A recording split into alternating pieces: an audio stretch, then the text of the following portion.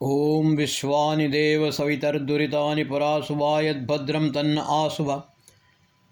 ನನ್ನ ಸಮಸ್ತ ಬಂಧು ಭಗಿನಿಯರಿಗೆ ಡಾಕ್ಟರ್ ಸುಕುಮಾರ್ ಶಾಸ್ತ್ರಿ ಮಾಡುವ ವಂದನೆಗಳು. ಬಂಧುಗಳೇ, ನಾಳೆ ವಿಶ್ವ ಯೋಗ ದಿನ. ಜೂನ್ 20ರಂದು ವಿಶ್ವದಾದ್ಯಂತ ಯೋಗ ದಿನವನ್ನಾಗಿ ಆಚರಣೆಯನ್ನು ಮಾಡುತ್ತಾರೆ. ಎಲ್ಲರೂ ಯೋಗವನ್ನು ಮಾಡುತ್ತಾರೆ. ಬಂಧುಗಳೇ, ಇಂದು ಮನುಷ್ಯ ವಿಷವರ್ತುಲದಲ್ಲಿ ಸಿಲುಕಿ ನರಳುತ್ತಿದ್ದಾನೆ. ಶಿವ ಮತ್ತು ಶವ ಎರಡಲ್ಲಿರುವುದು ಒಂದೇ ವ್ಯತ್ಯಾಸ.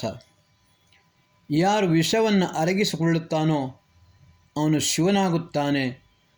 ಯಾರು ವಿಷವನ್ನು ಅರಗಿಸಿಕೊಳ್ಳಲು ಅಸಮರ್ಥನಾಗುತ್ತಾನೋ ಅವನು ಶವವಾಗುತ್ತಾನೆ. ಮಹರ್ಷಿ ಪತಂಜಲಿಯವರು ಮಹಾಭಾಷ್ಯದಲ್ಲಿ ಒಂದು ಮಾತನ್ನು ಹೇಳಿದ್ದಾರೆ, ಶವ ಇತಿ ಗತಿಕರ್ಮ. ಅರ್ಥಾತ್ ಶವದಲ್ಲಿಯೂ ಕೂಡ ಪ್ರಾಣವ ಶಕ್ತಿಯನ್ನು ಕೊಡುವವ ಶಿವ. ಬಂಧುಗಳೇ, ಉಪನಿಷತ್ತಿನಲ್ಲಿ ಹೇಳಿದೆ, ಸರ್ವಂ ಪ್ರಾಣೇ ಪ್ರತಿಷ್ಠಿತಂ. ಎಲ್ಲವೂ ಪ್ರಾಣದಲ್ಲಿ ಪ್ರತಿಷ್ಠಿತವಾಗಿದೆ. ಈ ಪ್ರಾಣ ಶಕ್ತಿಯು ನಮ್ಮಲ್ಲಿ ಇರಬೇಕಾದರೆ ಅದನ್ನು ನಾವು ಯೋಗದಿಂದ ಪ್ರಾಪ್ತ ಮಾಡಿಕೊಳ್ಳಲು ಮಾತ್ರ ಸಾಧ್ಯ.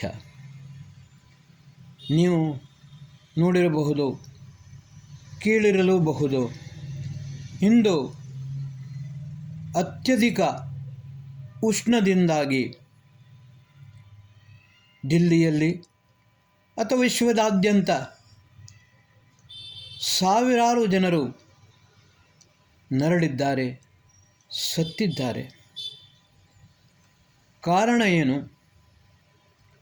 ಈ ಬ್ರಹ್ಮಾಂಡದಲ್ಲಿ ಎರಡು ಶಕ್ತಿ ಇದೆ, ಎರಡು ತತ್ವಗಳಿವೆ. ಒಂದು ಅಗ್ನಿ, ಇನ್ನೊಂದು ಸೋಮ. ಯಾರಿಗೆ ಕೂಡ ಗೊತ್ತಿಲ್ಲ ಯಾತಕ್ಕೋಸ್ಕರ ಇಷ್ಟು ಅತ್ಯಧಿಕ ಉಷ್ಣತೆ ಉಂಟಾಗಿ ಜನರು ನರಳಿ ಸತ್ತಿದ್ದಾರೆ ಎಂದ. ವಾಸ್ತವಿಕತೆ ಏನು ಅಂತ ಹೇಳಿದರೆ, 21 ವರ್ಷಗಳ ನಂತರ ಸೋಲಾರ್ ಸ್ಟೋಮ್ನಿಂದ ಒಂದೇ ಸವನೆ ಉಷ್ಣಾಧಿಕ್ಯವಾಗಿದೆ. ಅತ್ಯಂತ ಉಷ್ಣತೆ ವಿಶ್ವದಾದ್ಯಂತ ಪಸರಿಸಿದೆ. ಅಷ್ಟು ಮಾತ್ರವಲ್ಲ, ಮೇ 29ನೇ ತಾರೀಕಿಗೆ ಐಸ್ಲ್ಯಾಂಡಿನಲ್ಲಿ ಭಯಂಕರವಾದ ಒಂದು ಜ್ವಾಲಾಮುಖಿ ಒಡೆದುಕೊಂಡು ಹೊರಚಿಮ್ಮಿದೆ. ಆವಾಗಲೇ ಒಬ್ಬ ಎಕ್ಸ್ಪರ್ಟ್ ವಿಜ್ಞಾನಿ ಹೇಳಿದ್ದಾನೆ, ಇದು ಕೇವಲ ಐಸ್ಲ್ಯಾಂಡಿನ ಕಥೆಯೂ ಅಲ್ಲ, ಹಿಮಾಲಯದ ಅಡಿಯಲ್ಲಿಯೂ ಕೂಡ ಕೊತನೆ ಕುದಿಯುತ್ತಿದೆ. ಬಂಧುಗಳೇ, ಇಷ್ಟು ಮಾತ್ರವಲ್ಲ, ಎಷ್ಟು ವರ್ಷದಿಂದ ಈ ಬಾಂಬಿನ ನಿರಂತರವಾಗಿ ವೃಷ್ಟಿಯಾಗುತ್ತಿದೆ. ಮೊದಲು ರಷ್ಯಾ ಮತ್ತು ಯುಕ್ರೇನ್ನ ಯುದ್ಧವಾಯಿತು. ಆಮೇಲೆ ಇಸ್ರಾಯೇಲ್ ಮತ್ತು ಹಮಾಸ್, ಲೆಬನಾನ್ ಇನ್ನಿತರ ದೇಶಗಳಲ್ಲಿಯೂ ಕೂಡ ನಿರಂತರ ಯುದ್ಧ ನಡೆಯುತ್ತಾ ಇದೆ. ಪರಿಣಾಮವಾಗಿ ಹಲವಾರು ಶಸ್ತ್ರಾಸ್ತ್ರಗಳು ಅದರ ಪ್ರಬಲ ಪ್ರಯೋಗವಾಗುತ್ತಿದೆ. ಅದರ ಪರಿಣಾಮ ಏನಾಗುತ್ತಿದೆ ಎಂದರೆ, ಭೂಮಿಯಲ್ಲಿ ಮಾತ್ರವಲ್ಲ, ಅಂತರಿಕ್ಷದಲ್ಲಿಯೂ ಅಲ್ಲ, ಜಲದಲ್ಲಿಯೂ ಕೂಡ ಸೋಮತತ್ವವು ದುರ್ಬಲವಾಗುತ್ತಿದೆ, ಅಗ್ನಿ ತತ್ವವು ಪ್ರಬಲವಾಗುತ್ತಿದೆ. ಬಂಧುಗಳೇ, ಇಂತಹ ಪರಿಸ್ಥಿತಿಯಲ್ಲಿ ಮನುಷ್ಯನು ಬದುಕುವುದು ಹೇಗೆ? ನಮ್ಮೆಲ್ಲರ ಬದುಕು ಬಹಳ ದುಸ್ತರವಾಗಿದೆ. ಬಂಧುಗಳೇ, ಈ ವರ್ಷ 51-52 ಡಿಗ್ರಿ ತನಕ ಉಷ್ಣತೆ ವಿಶ್ವದಾದ್ಯಂತ ಉಂಟಾಗಿದೆ. ವಿಜ್ಞಾನಿಗಳು ಹೇಳುತ್ತಿದ್ದಾರೆ, ಬರುವ ವರ್ಷ ಇನ್ನೂ ಭಯಂಕರವಾಗಬಹುದು. ಹೀಟ್ ವೇವ್ ಜಾಸ್ತಿ ಆಗಬಹುದು. 60 ಡಿಗ್ರಿಗಿಂತಲೂ ಹೆಚ್ಚು ಉಷ್ಣತೆ ಉಂಟಾಗಿ ಮನುಷ್ಯನು ಹುಚ್ಚನಾಗಿ ಸಾಯಲೂಬಹುದು. ಇದಕ್ಕೆ ಕಾರಣ ಶಸ್ತ್ರಾಸ್ತ್ರಗಳ ಪೈಪೋಟಿ, ಯುದ್ಧ, ಭೂಮಿಯ ಅಡಿಯಲ್ಲಿಯೂ ಲಾವಾರಸ ಕುದಿಯುತ್ತಿದೆ. ಸೋಲಾರ್ ಸ್ಟೋರ್ಮ್ನಿಂದ ಮೇಲಿಂದಲೂ ಕೂಡ ಕುದಿಯುತ್ತಿದೆ. ಅದರ ಮಧ್ಯದಲ್ಲಿ ಈ ಶಸ್ತ್ರಾಸ್ತ್ರಗಳನ್ನು ಪ್ರಯೋಗಿಸಿಕೊಂಡು ಇನ್ನು ಭೂಮಿಯನ್ನು ಅತ್ಯಧಿಕ ಬೆಂಕಿಯ ದಾವಾನಲದಲ್ಲಿ ಬೆಂಕಿಯಲ್ಲಿ ಹಾಕಿಕೊಂಡು ಸುಡುತ್ತಿದ್ದಾರೆ. ಇಂತಹ ಪರಿಸ್ಥಿತಿಯಲ್ಲಿ ನಾವು ನಮ್ಮ ಪ್ರಾಣವನ್ನು, ನಮ್ಮ ಜೀವವನ್ನು ಹೇಗೆ ರಕ್ಷಿಸಿಕೊಳ್ಳಬಹುದು? ಇದಕ್ಕೆ ಒಂದೇ ಉಪಾಯ, ಯೋಗ ಸಾಧನೆ ಮತ್ತು ಯಜ್ಞ.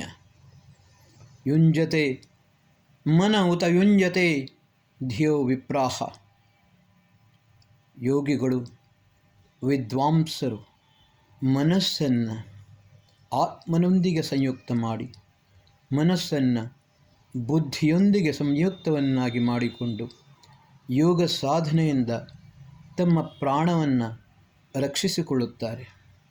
ಬಂಧುಗಳೇ, ಅಷ್ಟಚಕ್ರ ನವದ್ವಾರ ದೇವಾನಾಂ ಪೂರಯೋಧ್ಯ.